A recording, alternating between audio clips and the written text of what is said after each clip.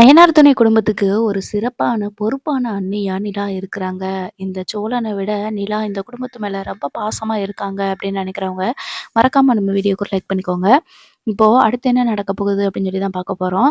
பல்லவன் வந்து கோவிச்சுட்டு போயிடுறாங்க நிலா அடிக்கிறதுனால. மறுபடியும் பல்லவனுக்கு நிலா வந்து ஃபோன் அடிச்ச உடனே அப்படியே வந்துடுறாங்க. வந்ததுக்கப்புறமா, "என்ன நான் உன்னைய அடிக்கக்கூடாதா?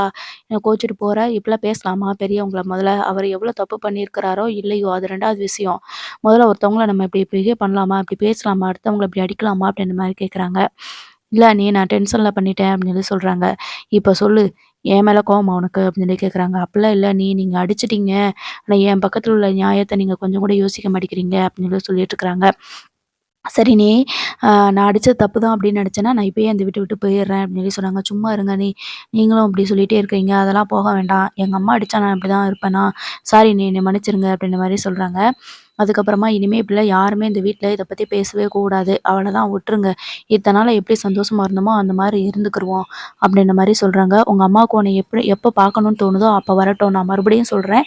உங்க அம்மா போனதுக்கு அந்த ஆள் காரணம் கிடையாது" அப்படின்ற மாரி சொல்லிடுறாங்க. அதுக்கப்புறமா சோழன் இருந்துட்டு, "சரி அவ்வளோதான் விடுங்க. இனிமே எதுக்கு இதெல்லாம் பத்தி பேசிக்கிட்டு" அப்படின்ற மாதிரி சோழன் சொன்ன உடனே, "சரி அடுத்து என்ன பண்ணலாம் அப்படிங்கிறத பாருங்க" அப்படின்ற மாரி சொல்லிடுறாங்க. ஸோ பிரச்சனை வந்து அப்படியே முடிஞ்சிருது.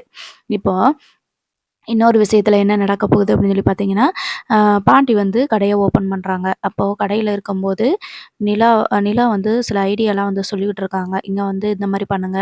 இங்க டெக்கரேஷன் பண்ணுங்க. இங்க வந்து சிட்டிங் சேர் போடுங்க. ஏன்னா, யாராவது வண்டிய சர்வீஸ் பண்றதுக்கு கொண்டு வந்து விட்டாங்க, பஞ்சர் பார்க்குறதுக்கோ, இல்ல எதுக்கோ எமர்ஜென்சிக்கு கொண்டு வந்து விட்டாங்கன்னா, கொஞ்சம் நேரம் வெயிட் பண்ணி வாங்கிட்டு போற அளவுக்கு இங்கனக்குள்ள வந்து உட்காந்து இருக்கிற மாதிரி எந்த சிட்டிங்கும் இல்ல. அதனால வந்து சிட்டிங்க்கு ஒரு டேபிள் போடுங்க, ஒரு சேர் போடுங்க" அப்படின்ற மாரி சொல்றாங்க. அதுக்கப்புறம் ஒரு டேபிள் போட்டு, இன்னைக்கு என்னென்ன வரவு செலவெல்லாம் வந்துச்சு அப்படிங்கிறத ஒரு கணக்குல எழுதி வச்சுக்கோங்க. ஒரு நோட் போட்டு எழுதுங்க. அப்பதான் வந்து நமக்கு ரொம்ப நல்லது. ஏன்னா, அ உங்களோட ஃப்யூச்சர்ஸ்க்கு அது வந்து ரொம்ப யூஸ்ஃபுல்லா இருக்கும். எவ்வளோ வந்து வருமானம் வந்திருக்குது, இதில என்னென்ன திங்ஸ்லாம் வாங்கணும் அப்படிங்கிறதெல்லாம் எழுதி வைங்க அப்படின்னு சொல்லி சொல்றாங்க. "இல்ல நான் மைண்ட்ல எப்பயுமே ஏத்திக்கிருவேன். இதுவரைக்கும் நோட்டு போட்டு எழுதுனதில்ல" அப்படின்னு சொல்லிட்டு பாட்டி சொல்றாங்க. "இது நாள் வரைக்கும் எப்படியோ, ஏன்னா இனிமே வந்துட்டு நோட் போட்டு எழுதி வச்சுக்கோங்க. அப்பதான் உங்களுக்கும் சரியா இருக்கும்" அப்படின்ற மாரி சொல்லிட்டு இருக்கிறாங்க.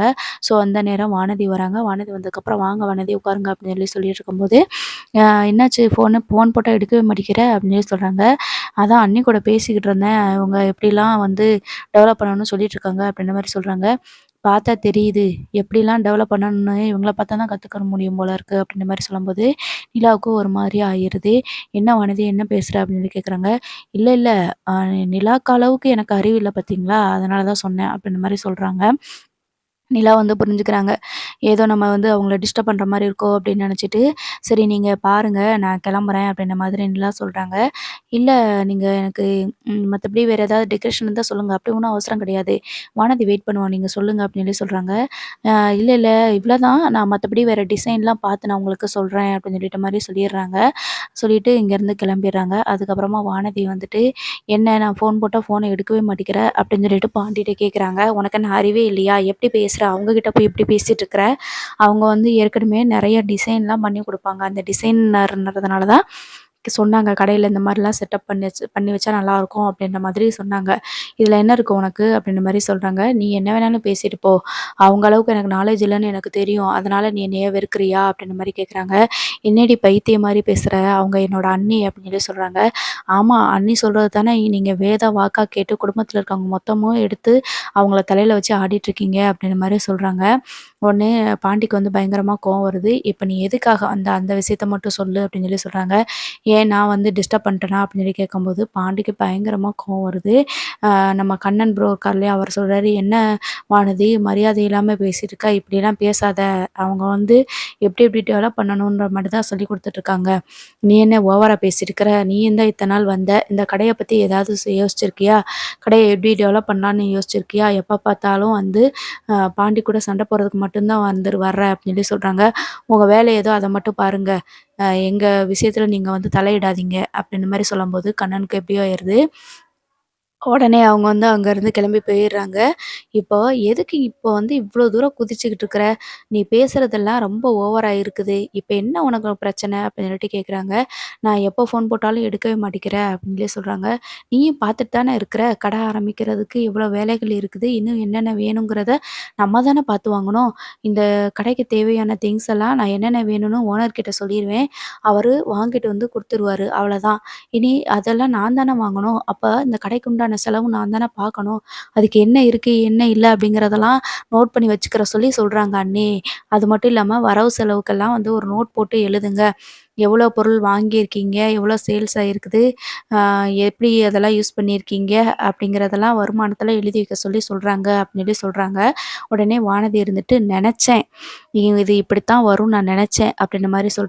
"நீ என்னடி சொல்ற? ஒளர்ற?" அப்படின்ட்டு கேட்குறாங்க. "இல்ல இது உன் கடை. எவ்வளோ வருமானம் வந்தா என்ன? வராட்டி அவங்களுக்கு என்ன? அவங்க காசு கொடுத்ததுனால வரவு செலவெல்லாம் எழுதி வைக்க சொல்றாங்களா?" அப்படின்னு சொல்லிட்டு கேட்குறாங்க. நம்ம பாண்டிக்கு இன்னமும் கோவம் வந்துக்கிட்டு தான் இருக்குது. "இப்படியெல்லாம் பேசாத. அவங்க நம்ம நல்லதுக்கு தான் சொன்னாங்க. ஒரு பொறுப்பு இருக்கும். அப்பத்தான் எவ்வளோ வருமானம் நம்மளுக்கு வந்து மாசம் வருமானம் வருதுன்னு தெரிஞ்சுக்கலான்றதுக்காக தான் அப்படி ஒரு ஐடியா குடுத்தாங்க. மத்தபடி வேற எதுவும் கிடையாது." அப்படின்னு சொல்லி சொல்றாங்க. "இல்ல அவங்க தானே காசு குடுத்தாங்க. வரவு செலவெல்லாம் பார்த்து 5 பேரா பங்கு வச்சுக்கிறதுக்கு தான் அவங்க கணக்கு கேட்டிருப்பாங்க. இல்லைன்னா உன் கடையில நீ வரவு செலவு எழுதுனா என்ன? எழுதாட்டி என்ன? அவங்க பாட்டுக்கு அவங்க இருக்க வேண்டியது தானே. வந்தோமா, டிசைன சொன்னோமான்னு மட்டும் இருக்க வேண்டியது தானே." அப்படின்னு சொல்லி சொல்றாங்க. உடனே பாண்டிக்கு கோவம் வந்து வானதியோட கன்னத்துல ஓங்கி ஒரு அறை அறைஞ்சிடுறாங்க. சொன்னாலும் சொல்லாட்டாலும் அவங்க தான் ஓனர் இந்த கடைக்கு. எங்களுக்கு எல்லாமே எங்க அண்ணி தான். எங்கள எங்க அம்மா ஸ்தானத்துல இருந்து இத்தன நாளா எங்க அண்ணன் தான் பார்த்துக்கிருச்சு. ஆனா இப்ப எங்க அண்ணனையே எல்லாரையும் குடும்பத்துல அரவணைச்சு எங்கள கூட்டிட்டு போறதே எங்க அண்ணி தான். ஒரு நாள் கூட நாங்க ஒண்ணா உட்காந்து சாப்பிட்டது கிடையாது. குடும்பம்னா என்னன்னே தெரியாது. ஆனா, இப்ப நாங்களும் ஒரு குடும்பமா இருக்கிறோம். எங்களுக்குள்ள நாங்க உதவி பண்ணிக்கிறோம். எங்களுக்குள்ள ஒரு பாசத்த உண்டு பண்ணதே எங்க அண்ணி தான். அதனால எனக்கு சொன்னாலும் சொல்லாட்டாலும் அவங்க தான் முக்கியம். எங்க குடும்பத்துக்கு எங்க அண்ணி தான் தலைவி அப்படின்ற மாதிரி சொல்றாங்க. உடனே வானதி இருந்துட்டு, "நல்லா பேசுடா பேசு. எனக்கு எப்ப பார்த்தாலும் உனக்கு உன் குடும்பம் மட்டும் தானே முக்கியம். என்னைய எப்பயுமே நீ மதிக்கவும் மாட்ட, கண்டுக்கவும் மாட்ட. நானா தான் வந்து என் தலையெழுத்து உன் பின்னாடி வந்து பேசிட்டு வச்சுட்டுருக்க வேண்டியது இருக்கு. இப்போ நிலாக்காவுக்காக என்னைய அடிச்சிட்டேல்ல நீயி, பார்த்துக்கிட்டே இரு. நாளைக்கு உன்னைய அவங்க தூக்கி போட்டுருவாங்க." அப்படின்ற மாரி சொல்றாங்க. அ ஒரு நாள் கூட அப்படி நடக்காது. நீ வந்ததுக்கப்புறம் வேணா, ஒரு வேள அவங்கள வேணா என்னைய தூக்கி போட வச்சிருப்ப. ஆனா, அவங்க ஒரு நாள் கூட எங்க குடும்பத்த பிரிக்க மாட்டாங்க. எனக்கு என்னமோ இப்பத்தான் பயமா இருக்குது. நீ வந்ததுக்கப்புறம் தான் என் குடும்பத்தையே பிரிச்சுருவியோன்னு பயமா இருக்குது. எப்ப பார்த்தாலும் நீ வந்து குடும்பத்த பிரிஞ்சுட்டு வந்துரு, குடும்பத்த யோசிக்காத அப்படியே தான் சொல்லிட்டு இருக்கிற. ஆனா எங்க அண்ணி குடும்பத்த மொத்தமும் ஒட்டணும்னு நெனைக்கிறாங்க. ஒவ்வொருத்தவங்களுக்கு இருக்கிற கஷ்டங்கள், கவலைகள் எல்லாத்தையுமே கேட்டு, அத தீர்த்து வைக்கிறதுக்கு குடும்பமா சேர்த்து நாங்க முயற்சி பண்ணிட்டுருக்குறோம்.